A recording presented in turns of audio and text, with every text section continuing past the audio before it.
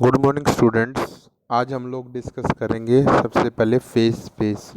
Face space क्या है, क्या इसकी ज़रूरत है। अगर हम एग्जांपल लें किसी स्टैटिक सिस्टम का, स्टैटिक सिस्टम का मतलब होता है ऐसा सिस्टम जिसके अंदर पार्टिकल्स में कोई भी मोशन नहीं होगा। आपने क्या किया, एक बैग ले लिया, उस बैग के अंदर आपने बॉल्स डाल दी, ठीक है, अलग अलग डिफरेंट कलर्स की, कोई वाइट कलर की, कोई ब्लैक कलर की, कोई रेड कलर की। अब उस बैग के अंदर जो बॉल्स रहेंगी, उस बैग को आपने कोने में रख दिया। वो बॉल्स फिक्स हैं, वो बॉल कहीं मूव नहीं कर रही। अगर आपको क्या बताना है, उन बॉल्स की पोजीशन बतानी है, तो आप क्या कर सकते हो, उस जो बैग है, बैग के किसी एक कॉर्नर को क्या मान लो, ओरिजिन मान लो, उस पोजीशन को 0 0 पोजीशन मान लो, और उसके रिस्पेक्ट में आप हर किसी बॉल की, वाइट कलर की बॉल कहाँ पर है, रेड कलर की बॉल किस पोजीशन पे है, ब्लू कलर की बॉल किस पोजीशन पे है, ग्रीन कलर की बॉल किस पोजीशन पे है। तो आप सभी की पोजीशंस बता सकते हो यूजिंग कार्टेशियन कोऑर्डिनेट्स, ठीक है।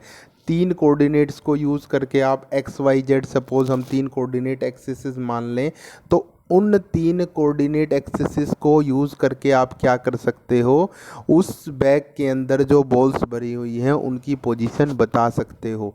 तो ये इस तरह का सिस्टम आपका क्या हो जाएगा, एक स्टैटिक सिस्टम है जिसके अंदर अब वो बॉल्स क्या कर रही हैं, उस सिस्टम के पार्टिकल्स का काम कर रही हैं। कि उस सिस्टम के अंदर पार्टिकल क्या है, बैग एक सिस्टम है, उसके अंदर पार्टिकल क्या है, बॉल्स पार्टिकल हैं, और वो बॉल्स क्या हैं, मूव नहीं कर रही, एक जगह पे फिक्स है। तो ऐसे सिस्टम में अगर आपको ऐसे सिस्टम को एक्सप्लेन करना है, तो आप क्या कर सकते हो, तीन कोऑर्डिनेट एक्सिस लेके उसको क्या कर सकते हो, सिस्टम को एक्सप्लेन कर सकते हो।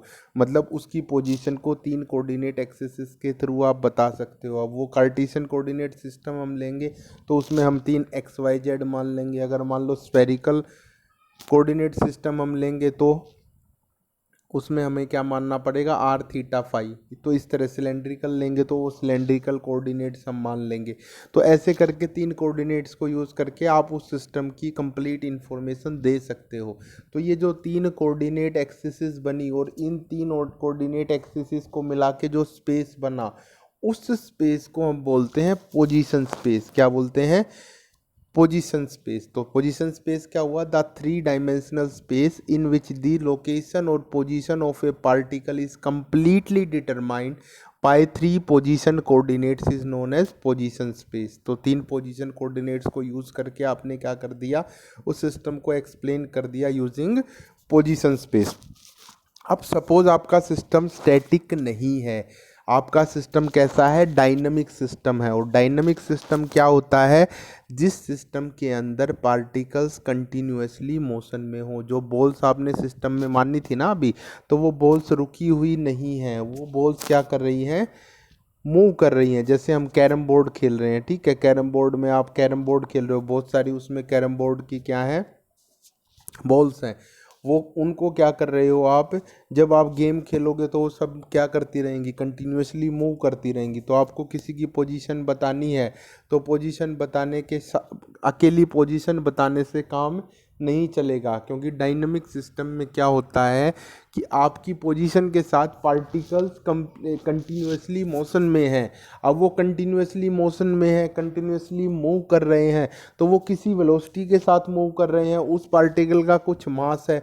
तो आपको अगर उस सिस्टम की इंफॉर्मेशन बतानी है कि पर्टिकुलर मास का पार्टिकल इस वेलोसिटी से मूव कर रहा है और इस टाइम पे उसकी ये पोजीशन है, तो आपको उस सिस्टम की अगर कंप्लीट इंफॉर्मेशन देनी है, तो आप अकेले पोजीशन स्पेस को यूज़ करके या तीन थ्री पोजीशन कोऑर्डिनेट्स को यूज़ करके आप उस सिस्टम को एक्सप्लेन नहीं कर सकते।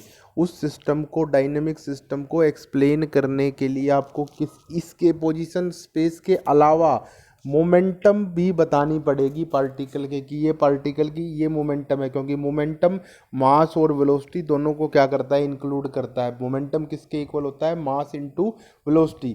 तो आपने ये बता दिया कि इस मास का पार्टिकल इस वेलोसिटी से मूव कर रहा है और पर्टिकुलर टाइम पे उसकी ये पोजीशन स्पेस के अंदर उसकी ये पोजीशन है, तो हम ये मानेंगे कि उस सिस्टम के लिए ये कंप्लीट इन्फॉर्मेशन है। तो अगर आपका सिस्टम डायनेमिक सिस्टम है और उसको आपको कंप्लीटली एक्सप्लेन करना है, तो पोजीशन स्पेस के साथ साथ आपको उसकी मोमेंटम भी बतानी पड़ेगी।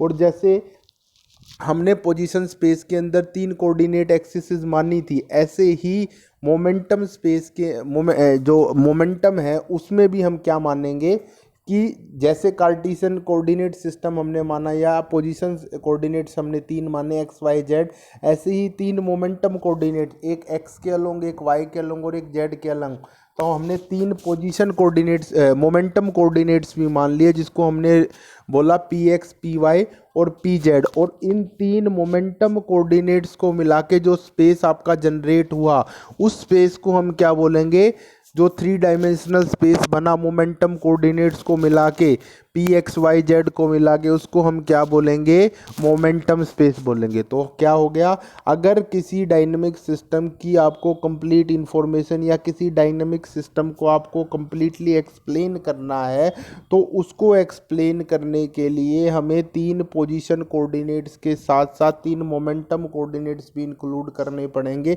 मतलब उस सिस्टम के अंदर, उस सिस्टम को एक्सप्लेन करने के लिए आपको पोजीशन स्पेस और दोनों मोमेंटम स्पेस, दोनों स्पेस की ज़रूरत पड़ेगी। और इस पोजीशन स्पेस और मोमेंटम स्पेस को मिला के जो आपका 6 डायमेंशनल स्पेस बना, क्योंकि 3 कोऑर्डिनेट तो पोजीशन स्पेस के और 3 कोऑर्डिनेट आपके मोमेंटम स्पेस के, तो इनको मिला के जो आपका 6 डायमेंशनल स्पेस बना, उस 6 डायमेंशनल स्पेस को ही हम क्या बोलेंगे, फेस स्पेस बोलेंगे।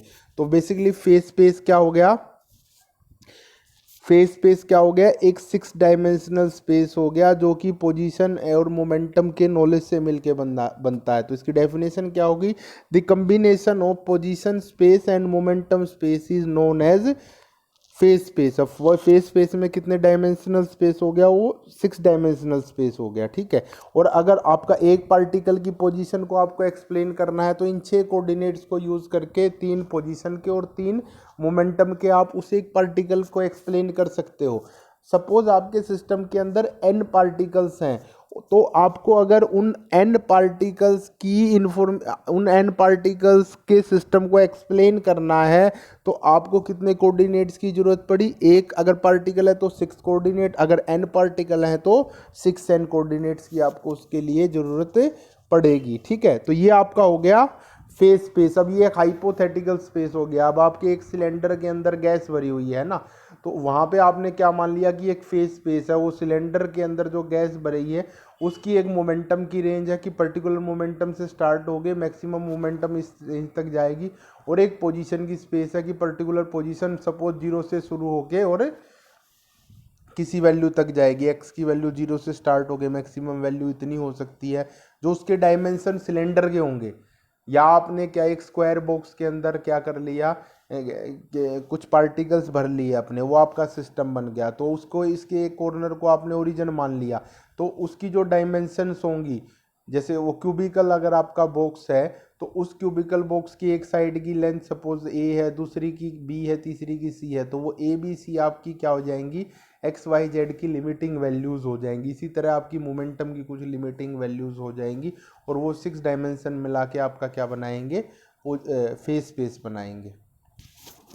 अब उसके बाद बात आती है phase space volume available to the system. तो अब फेस स्पेस में कितना वॉल्यूम सिस्टम के लिए अवेलेबल होगा, तो अगर आपके पास n पार्टिकल सिस्टम है और वो ऑर्डिनरी स्पेस है आपका, ऑर्डिनरी पोजीशन स्पेस में है, उस ऑर्डिनरी पोजीशन स्पेस में अगर वो n पार्टिकल्स भी वॉल्यूम को ऑक्यूपाई करते हैं, तो जो पोजीशन कोऑर्डिनेट्स थी उसकी वैल्यू क्या थी, एक्स वाई जेड थी, तो वॉल्यूम v किसके इक्वल हो जाता है, x into Y into Z. ऐसे ही अगर आपका मोमेंटम स्पेस है और आपकी मोमेंटम की जो मोमेंटम एक्सिस की वैल्यू है वो पी एक्स, पी वाई और पी जेड है, तो मोमेंटम स्पेस का वॉल्यूम किसके इक्वल हो जाएगा, P X into P Y into P Z, और उसको हम दे देते हैं गामा से रिप्रेजेंट कर देते हैं, ठीक है। ये जो सिंबल बना हुआ है ना यहाँ पे आपको ये दिखाई दे रहा है, ये लिखा हुआ है गामा, ये सिंबल जहाँ जिसके नीचे मार्क लगा रखा है, इसको हम क्या बोलते हैं, गामा बोलते हैं। जो सामने स्क्रीन पे दिखाई दे रहा है गामा अवेलेबल जहाँ पे लिख रखा है ना, तो ये गामा का सिंबल है। तो इसको ये किसके लिए हम यूज़ करते हैं, मोमेंटम स्पेस के लिए हम ये सिंबल यूज़ करते हैं, ठीक है। तो अब आपके पास टोटल वॉल्यूम फेज स्पेस में किसके इक्वल हो गया, पोजीशन स्पेस का volume multiply with momentum space का वॉल्यूम। तो इस टो को अगर v से हम इस गामा को अगर हम v से मल्टीप्लाई कर दें तो आपको किसका वॉल्यूम मिल जाएगा, फेज स्पेस का वॉल्यूम मिल जाएगा। और उस फेज स्पेस के वॉल्यूम को हम किससे डिनोट करते हैं, टो से डिनोट करते हैं। ये जो स्क्रीन पे दिख रहा है ना, डिनोटेड बाय टो लिखा हुआ, जिसके नीचे लाइन लगी हुई है, इस सिंबल को हम क्या बोलते हैं, टाउ बोलते हैं, ठीक है। तो जो आपका फेज स्पेस का वॉल्यूम है उसको किससे रिप्रेजेंट करेंगे, टाउ से करेंगे। जो मोमेंटम स्पेस का वॉल्यूम है उसको किससे रिप्रेजेंट करेंगे, गामा से रिप्रेजेंट करेंगे। और जो आपका पोजीशन स्पेस का वॉल्यूम है उसको क्या करेंगे, वी से रिप्रेजेंट करेंगे। अब उसके बाद आता है size of phase space cell, कि एक जो आपका फेस, अब फेस स्पेस हमने मान लिया, ठीक है। जैसे हमने कल भी डिस्कस किया था जब हमने पोस्टुलेट्स ऑफ स्टैटिस्टिकल फिजिक्स पढ़े थे, उसमें हमने देखा था कि फेस स्पेस को हम क्या करेंगे, कंपार्टमेंट्स में डिवाइड करेंगे, उसके बाद एलिमेंट्री सेल्स में डिवाइड करेंगे। तो हमने क्या कर दिया, जैसे ये जो 6 डायमेंशनल स्पेस बना, इसकी लिमिटिंग वैल्यूज़ के अकॉर्डिंग हमारा क्या हो गया, हमने जो सिस्टम है अंडर कंसिडरेशन, उस सिस्टम के लिए हमने बोल दिया कि इतना फेस स्पेस हमारे पास अवेलेबल है, ठीक है। अब जैसे केवल हम पोजीशन स्पेस की बात करते हैं, ठीक है, उसके अंदर हमारे पास 3 कोऑर्डिनेट एक्सिस हैं। तो मैक्सिमम वॉल्यूम कितना होगा, जैसे आप एक क्लासरूम के अंदर पढ़ाई कर रहे हो और आपका क्या है, आप उस क्लासरूम से बाहर नहीं जा सकते, तो आपका लिमिटिंग एरिया क्या हो गया, उस क्लासरूम की बाउंड्री हो गई। या फिर आप कॉलेज में एंटर कर गए और कॉलेज में एंटर करने के बाद आपको बोल दिया भाई आप कॉलेज में तो मूव कर सकते हो, जैसे अभी कंडीशन लगी हुई थी कि 12 बजे तक आपको, एक बार जो बच्चा आ गया तो 12 बजे तक कॉलेज से बाहर नहीं जा सकता। तो अगर आपके पास कंडीशन लग गई कि 12 बजे तक जो भी बच्चा उस कॉलेज के अंदर एंटर कर गया उससे बाहर नहीं जा सकेगा, लेकिन उस कॉलेज के अंदर तो वो कहीं भी मूव कर सकता है। तो जो कॉलेज का एरिया हो गया ना, या कॉलेज का जो वॉल्यूम हो गया, हमने कॉलेज का वॉल्यूम निकाल लिया, उस वॉल्यूम के अंदर आप कहीं भी मूव कर सकते हो, ठीक है। तो अब आपके पास जो लिमिटिंग एरिया हो गया वो क्या हो गया, सिस्टम अंडर कंसिडरेशन, तो क्या हो गया, आपका कॉलेज हो गया। और जो फेस स्पेस बना वो कौन सा, या पोजीशन स्पेस जो बना, पोजीशन स्पेस क्या बना, उस कॉलेज का जो आपका प्रेमिसेस का जो वॉल्यूम बना, उस वॉल्यूम के अंदर आप कहीं भी मूव कर सकते हो। तो ऐसे ही इस 6 डायमेंशनल स्पेस का जो वॉल्यूम बनेगा ना, वो क्या हो जाएगा, लिमिटिंग वैल्यू होगी आपका सिस्टम अंडर कंसिडरेशन का, जो आपका टोटल 6 डायमेंशनल जो वॉल्यूम बनेगा, उस 6 डायमेंशनल वॉल्यूम को हम क्या बोलेंगे, फेस स्पेस बोल देंगे कि ये हमारा अभी जो हमारे सिस्टम के लिए ये टोटल फेस स्पेस अवेलेबल है, this is the phase space for our system under consideration. अब क्या करेंगे, हम उस फेस स्पेस को इक्वल साइज के एलिमेंट्री सेल्स में डिवाइड कर लेंगे। तो अब हम ये डिस्कस करेंगे कि जो फेस स्पेस के सेल्स बनेंगे उनका साइज क्या हो सकता है, उसका साइज मिनिमम कितना हो सकता है या मैक्सिमम कुछ वैल्यू होगी, तो वो डिस्कस करेंगे। तो अब हम मान लेते हैं कि हमारे पास, जैसे सपोज फेस जो सेल्स हम बनाएंगे वो कैसे बना रहे हैं कि आपकी जो पोजीशन है, जैसे सपोज एक एक्स पोजीशन है, कि पोजीशन की कोई जनरल वैल्यू आपने मान ली एक्स मान ली, ऐसे ही वाई डायरेक्शन में वाई मान ली, जेड डायरेक्शन में जेड मान ली, एक तो ये हो गया। और दूसरा हमने मान लिया कि उससे थोड़ी सी बड़ी वैल्यू मान ली, थोड़ी सी बड़ी वैल्यू क्या, X plus X Z, Y plus Y Z, Z plus X plus D X, Y plus D Y, Z plus D Z values हमने मान ली। तो जो ये हमने वैल्यूज़ मानी, X plus D X, Y plus D Y, Z plus D Y, इन values और एक्स वाई जेड के बीच में जो पोजीशन स्पेस का जो वॉल्यूम एक्वायर हुआ, वो हमारा सपोज किसका वॉल्यूम है, एक एलिमेंट्री सेल का है। अब इस वॉल्यूम को आप एडजस्ट अपनी, आपको कितना बनाना है, कितना छोटा बनाना है, कितना बड़ा बनाना है, उसके अकॉर्डिंग एडजस्ट कर सकते हो। ऐसे ही अगर मोमेंटम कोऑर्डिनेट्स में हम बात करें तो हम मान लेते हैं कि जब आपकी पोजीशन एक्स थी उसके कोरस्पोंडिंग मोमेंटम पी एक्स, ऐसे ही पी वाई और पी जेड, और जो आपकी बढ़ी हुई हमने वैल्यूज़ माननी थी वो हो गई P X plus D P X plus P Y plus D P Y, P Z plus P Z and P Z plus D P Z.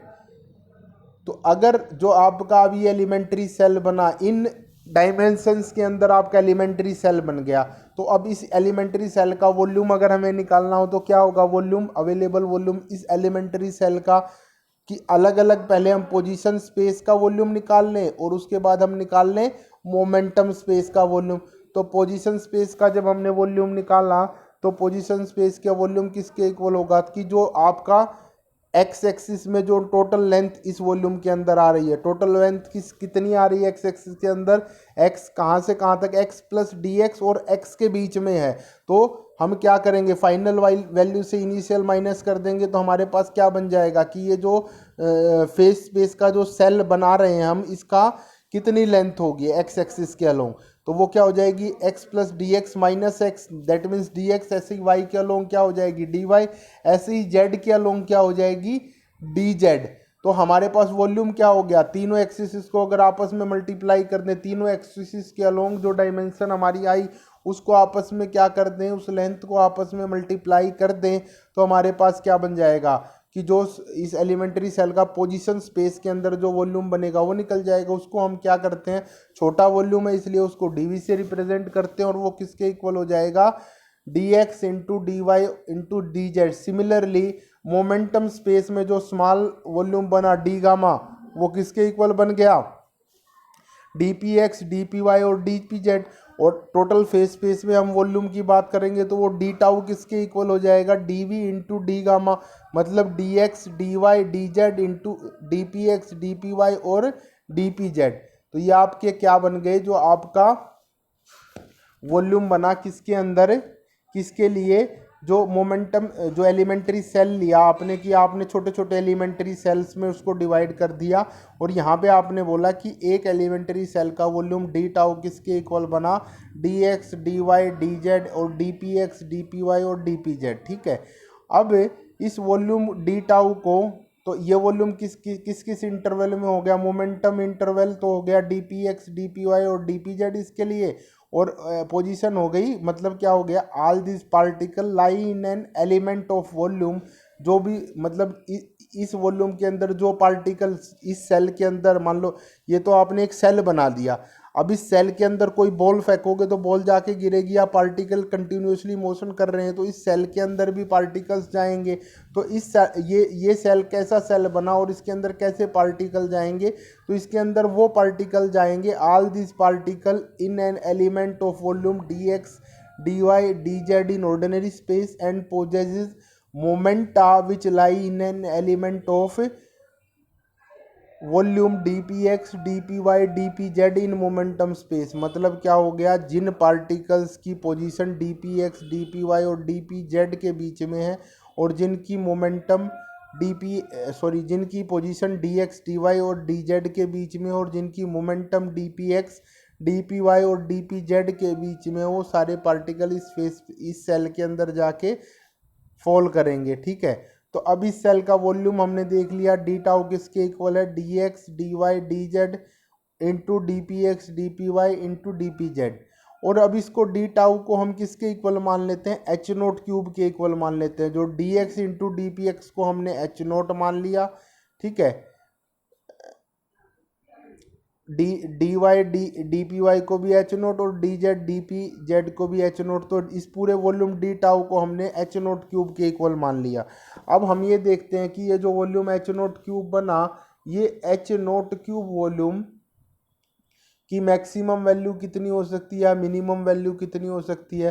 तो अब इस एच नोट क्यूब की डायमेंशन क्या होगी, अब एच नोट क्यूब आ गया, H naught की dimension क्या है, लेंथ इनटू मोमेंटम।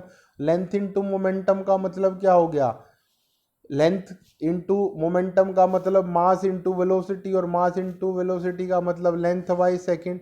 तो इसकी जो यूनिट आएगी वो हो जाएगी केजी मीटर स्क्वायर सेकंड -2, या फिर अगर ऐसा ही यूनिट्स की टर्म में बात करें इस एच नोट की वैल्यू की, वो हो जाएगी जूल सेकंड। ठीक है, तो अब अगर हम क्लासिकल फिजिक्स की बात करते हैं तो क्लासिकल फिजिक्स में इस एच नोट की, देखो बड़े से बड़ा तो वैल्यू कितनी हो सकती है, आप मान लो कि आपका फेस स्पेस जो सिस्टम अंडर कंसिडरेशन है उसके लिए जो फेस स्पेस है उसकी जो मैक्सिमम वैल्यू बनी, वो मैक्सिमम वैल्यू उसकी हो सकती है आपके एक एलिमेंट, आप मान लो कि पूरे सिस्टम के अंदर आपका तो एक ही एलिमेंट्री सेल है, मान सकते हो भैया आप। ठीक है, तो वो उसकी मैक्सिमम वैल्यू होगी जो आपकी पोजीशंस पे। मिनिमम वैल्यू कितनी ले सकते हो, तो मिनिमम वैल्यू की जब हम बात करेंगे, अगर हमारा सिस्टम कैसा है, क्लासिकल सिस्टम है, अगर क्लासिकल सिस्टम की बात करेंगे तो क्लासिकल सिस्टम के केस में हमारे पास एच नोट के ऊपर कोई भी लिमिटेशन नहीं है। एच नोट क्यूब का जो वॉल्यूम बनेगा वो मिनिमम से मिनिमम हो सकता है। इवन आप उसको क्या देख सकते हो, उसकी वैल्यू जीरो को भी अप्रोच कर सकती है। जो एच नोट क्यूब की जो टोटल 6 डायमेंशनल वॉल्यूम आया ना, जो आपकी एच नोट क्यूब की वैल्यू आई, वो एच नोट क्यूब आपका क्या हो सकता है, या डी टाउ की वैल्यू क्या हो सकती है, जीरो को भी अप्रोच कर सकती है। तो एच नोट की वैल्यू इस केस में तो क्या हो सकती है, in case of classical limit it can even approaches to zero, क्योंकि यहाँ पे हमारे पास कोई भी कंडीशन इसके ऊपर नहीं है। और इवन जब देखोगे ना, जब फाइनल एक्सप्रेशन आएगा वॉल्यूम का, तो उसमें से ये एच नोट क्यूब एग्जिस्ट भी नहीं करेगा। मतलब जो आपके फाइनल रिजल्ट्स आएंगे तो वो रिजल्ट्स क्या होंगे, इस एच नोट क्यूब पर इंडिपेंडेंट होंगे इन केस ऑफ क्लासिकल फिजिक्स। लेकिन जब हम क्वांटम मैकेनिकल पार्टिकल्स को या क्वांटम मैकेनिक्स को डिस्कस करेंगे, तो क्वांटम मैकेनिक्स में आप इसकी वैल्यू को एक लिमिटिंग वैल्यू है उससे छोटा नहीं कर सकते। और वो उस लिमिट को कौन डिटरमाइन करेगा, उसको डिटरमाइन करेगा हेसेनबर्ग्स अनसर्टेनिटी प्रिंसिपल। हेसेनबर्ग्स अनसर्टेनिटी प्रिंसिपल क्या बोलता है कि हम किसी भी पार्टिकल की मोमेंटम और पोजीशन को एक्यूरेटली एक साथ मेजर नहीं कर सकते। उसमें एक, अगर पोजीशन को आपने एक्यूरेटली मेजर कर लिया तो मोमेंटम में कुछ ना कुछ डिफरेंस आएगा जो एक्चुअल वैल्यू है, या मोमेंटम को एक्चुअल नोट कर लिया तो पोजीशन में कुछ ना कुछ, क्योंकि जब तक आप पोजीशन नोट करोगे उसकी मोमेंट, पार्टिकल कंटिन्यूसली मोशन में है, उसकी मोमेंटम चेंज हो चुकी होगी, और मोमेंटम को करोगे तो पोजीशन चेंज हो चुकी होगी। तो हेसेनबर्ग अनसर्टेनिटी प्रिंसिपल क्या बोलता है कि D X into D P X is always greater than equal to H, कि जो आपकी डी पी एक्स और डी पी वाई की जो D X into D P X जो होगा वो हमेशा क्या होगा, एच। एच को क्या बोलते हैं हम, प्लैंक्स कांस्टेंट, तो उसकी वैल्यू हमेशा प्लैंक्स कांस्टेंट से बड़ी होगी। ऐसे ही D Y D P Y भी प्लैंक्स कांस्टेंट से बड़ा होगा, और D Z D P Z भी प्लैंक्स कांस्टेंट से बड़ा होगा। तो यहाँ पे इसका मतलब क्या हो गया, in case of quantum mechanics जो टाउ था आपका D X D Y D Z into D P X D P Y into D P Z, वो क्या होगा, this value is always greater than H cube, क्योंकि D X D P X भी H से बड़ा, D Y D P Y भी H से बड़ा, D Z D P Z भी एच से बड़ा। तो मतलब इन सभी का प्रोडक्ट हमेशा क्या होगा, एच क्यूब से बड़ा होगा। तो जो आपका, और एच क्यूब क्या है, प्लैंक्स कांस्टेंट, और प्लैंक्स कांस्टेंट की वैल्यू किसके इक्वल होती है, 6.625 इंटू 10⁻⁻34। ये वैल्यू हमेशा क्या होगी, जो वैल्यू आएगी आपकी हमेशा क्या होगी, इससे बड़ा आपको जो फेस स्पेस का वॉल्यूम है लेना पड़ेगा।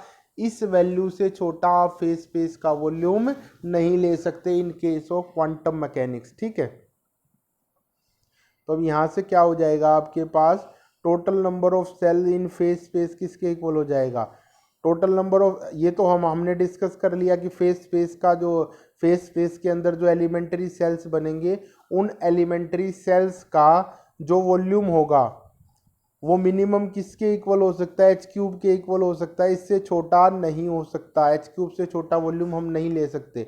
तो हम मान के चल पड़ते हैं कि जो डी टाउ है, मिनिमम वैल्यू कितनी है, एच क्यूब है।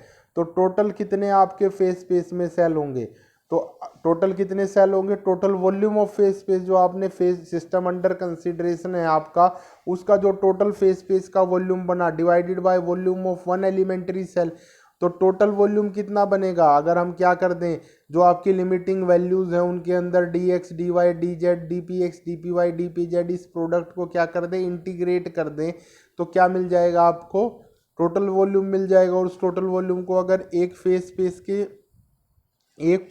के एलिमेंट्री सेल के वॉल्यूम से डिवाइड कर दें, और वो किसके इक्वल था, एलिमेंट्री सेल का वॉल्यूम डी टाउ के इक्वल था। तो अगर इसको हम डी टाउ से क्या कर दें, डिवाइड कर दें, तो आपको क्या मिल जाएगा, यहाँ पर वॉल्यूम मिल जाएगा किसका, आपको मिल जाएगा number of elementary cells in phase space.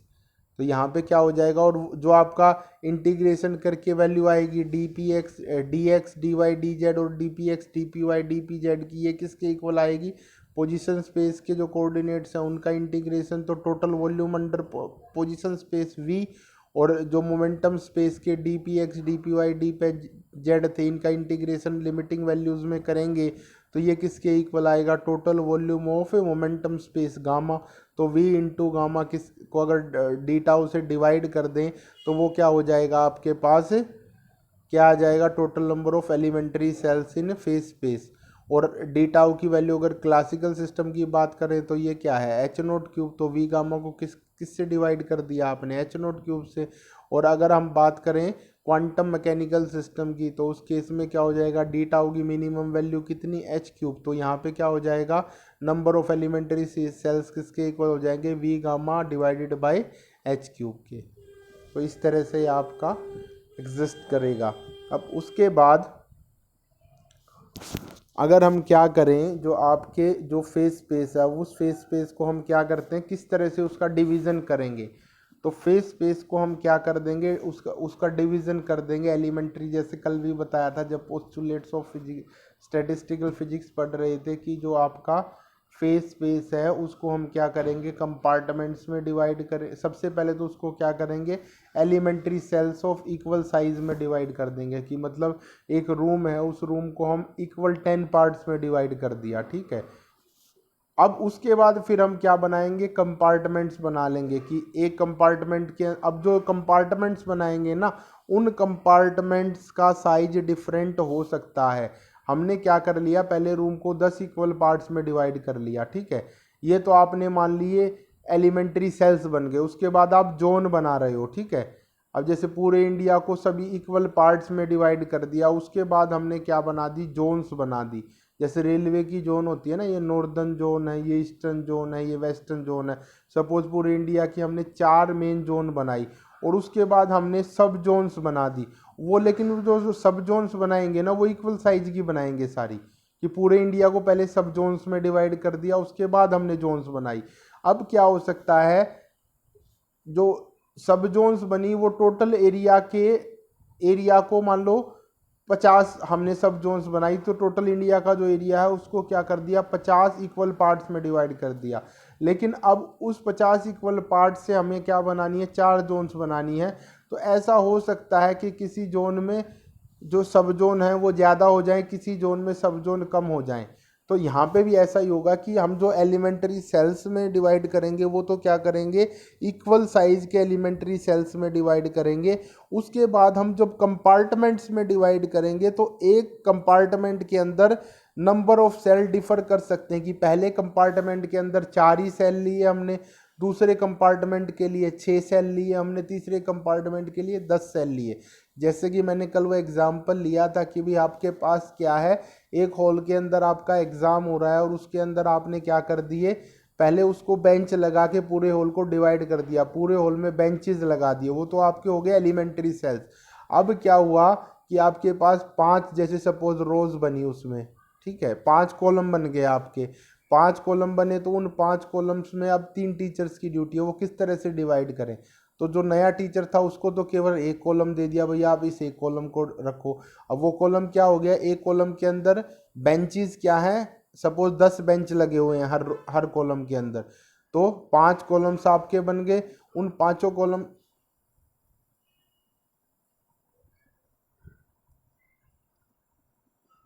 उन पांचों कॉलम्स के अंदर आपके पास क्या हो जाएगा, उन पांचों कॉलम्स के अंदर आपके पास क्या है, इक्वल नंबर ऑफ बेंचेस हैं। एक में 10 है, दूसरे कॉलम में भी 10 है, तीसरे में भी 10 है, चौथे में भी 10 है और पांचवें में भी 10 है, ठीक है। तो पहले पहले उसने तो टीचर ने तो एक ही कॉलम लिया आपका, दूसरे ने आपके ज़्यादा कॉलम्स ले लिए, ठीक है। दूसरे ने आपके 2 ले लिए, तीसरे ने भी आपके 2 ले लिए। तो जो कंपार्टमेंट्स बने, पहले कंपार्टमेंट के अंदर 10 एलिमेंट्री सेल्स हैं, दूसरे कंपार्टमेंट के अंदर 20 एलिमेंट्री सेल्स हैं और तीसरे कंपार्टमेंट के अंदर भी आपके 20 एलिमेंट्री सेल्स हैं। तो इस तरह से आप क्या करोगे, फेज स्पेस को कंपार्टमेंट और सेल्स में डिवाइड करोगे, ठीक है। तो आपने जो क्या किया, आपको क्या करना है, जो मोमेंटम इंटरवल है आपका P X plus D P X, P Y and P Y plus D P Y, P Z and P Z plus D P Z, और जो position interval X and X plus D X, Y and Y plus D Z, Z and Z plus D Z को आपने क्या करना है, अलग अलग compartments में डिवाइड करना है। इस मतलब इस कंसेप्ट को यूज़ करके आपने क्या करना है, उसको अलग अलग कंपार्टमेंट्स में यूज़ करना है। तो आपने इस रेंज के आपने क्या बना लिए, जो आपकी रेंज बनी D P X, D P Y, D P Z, D X, D Y, D Z के, तो आपने क्या बना लिए, एलिमेंट्री सेल बना लिए। और फिर आपने क्या कर दिया, सिस्टम को कंपार्टमेंट्स में डिवाइड कर दिया।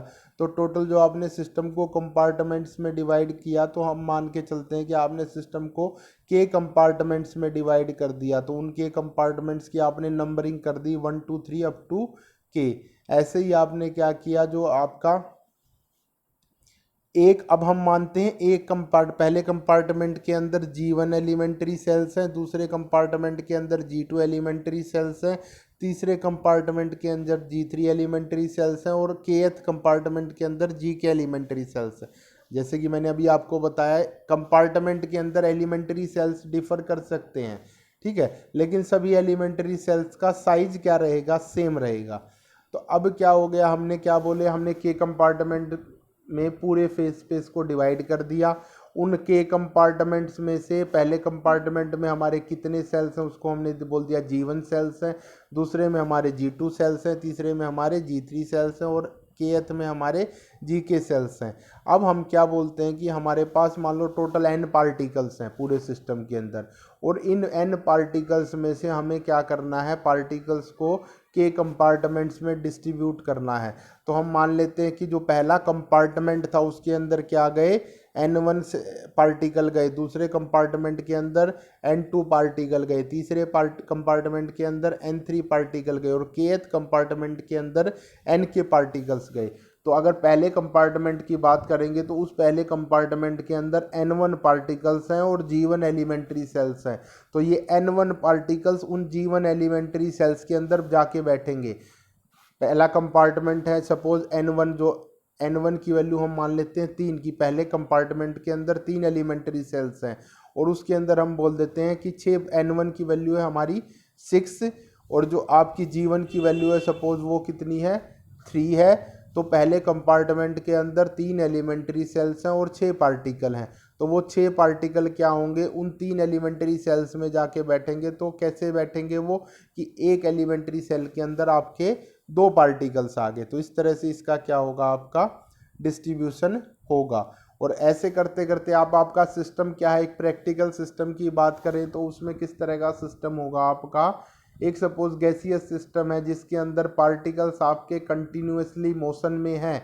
तो उस गैसियस सिस्टम के अंदर अगर पार्टिकल्स कंटिन्यूसली मोशन में हैं तो उनकी पोजीशन भी चेंज होती रहेगी और उनकी मोमेंटम भी चेंज होती रहेगी। सपोज एक सेल के अंदर जो मोमेंटम इंटरवल था 0 से सपोज p के बीच में, या D P X, D P Y और डी पी जेड वॉल्यूम का जो एलिमेंट्री सेल है मोमेंटम स्पेस के अंदर और पोजीशन स्पेस के अंदर डी एक्स, डी वाई और डी जेड का, उसके अंदर उस रेंज में जिसकी मोमेंटम लाई करेगी वो पार्टिकल इस टाइम पे उसमें काउंट हो रहा है।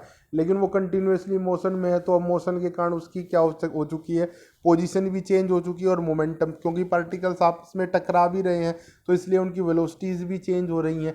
तो इसलिए क्या हो रहा है, एक टाइम पे तो सपोज एक पर्टिकुलर मोमेंटम पोजीशन स्पेस के एक पर्टिकुलर सेल के अंदर इतने पार्टिकल्स हैं, दूसरे टाइम पे उस एलिमेंट्री सेल में उस कंपार्टमेंट में पार्टिकल्स कम हो गए, किसी दूसरे कंपार्टमेंट में पार्टिकल क्या हो गए, ज़्यादा हो सकते हैं। ठीक है, तो इस तरह से आपके पास आता है। तो इस तरह से आपका सिस्टम, डायनेमिक सिस्टम क्या होगा, कंटिन्यूसली मोशन में रहेगा।